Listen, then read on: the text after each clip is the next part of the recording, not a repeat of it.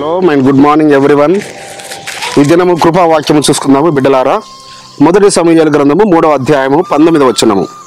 సమూయేలు పెద్దవాడు కాగా యెహోవా అతనికి తోడై ఉన్నందున అతని మాటలలో ఏదియూ తప్పిపోలేదు. మరి సమూయేలు అంటే ఒక ప్రార్థనా యోధురాలి యొక్క గర్భమున జన్మించిన ఒక ప్రార్థనా వీరుడు. బాల్య దినముల నుంచే ఆయన యొక్క అడుగుజాడల్లో పెరిగిన బాలుడు.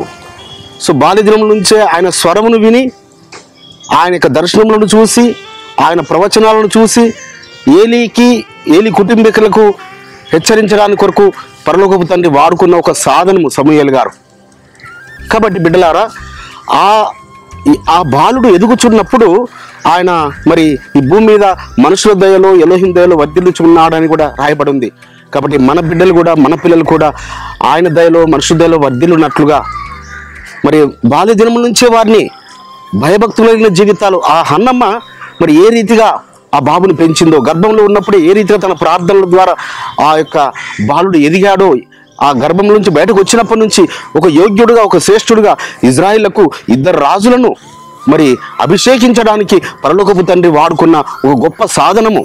ఆయన ఒక పాత్ర, ఒక యాజకుడు మాత్రమే కాదు, ఆయన ఒక గొప్ప ప్రవక్త కూడా. కానీ ఈ రోజులలో చాలామంది ప్రవచనాలు చెప్తుంటుంటారు, అది వారి యొక్క సొంత తలంపుల నుంచి పుట్టినవి. పరలోకపు తండ్రి తెలియపరచకుండా వారి సొంత ప్రవచనాలు చెప్పి మరి ఆయన నామముకు అవమానకరంగా నిలబడుతుంటారు.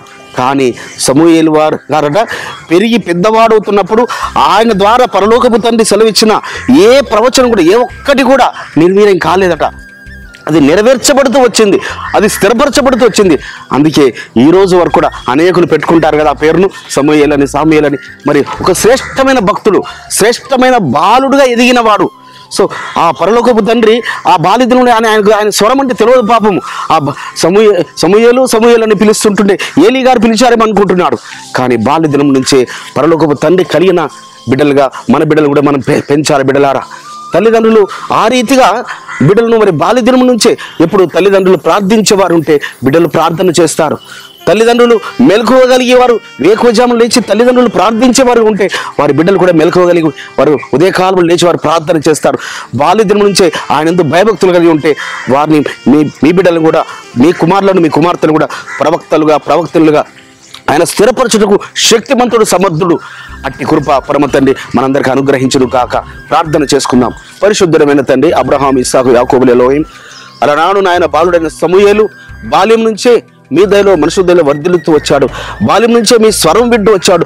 బాల్యదినం నుంచే మీ దర్శనంలో చూస్తూ అయ్యా మరి ప్రవక్తగా స్థిరపడ్డాడు నాయన. ఆయన పెరిగి పెద్దవాడైనప్పుడు కూడా ఆయన ఒక తన ద్వారా సెలవిచ్చిన మాటలన్నీ స్థిరపరచబడ్డాయని మీరు మాతో ఈ దినం మాట్లాడినందుకు మా బిడ్డలను కూడా అట్టి రీతిగా మీ కృపను వర్ధిల్ల చేసి ఆశీర్వదించమని నజరుడైన యెహోవా మెస్సీయ నామమున స్తుతించి ప్రార్థించి వేడుకుంటున్నాం పరమ తండ్రి. మన పరలోకపు తండ్రియు, మన రక్షకుడు, విమోచకుడు, నజరేయుడైన యెహోవా మెస్సీయ వారి దివ్య సముఖం నుంచి మీకు, మీ కుటుంబాలకు, మీ వంశాలకు శాంతి, సమాధానం, కృపయు మెండుగా కలుగునుగాక. ఆమేన్.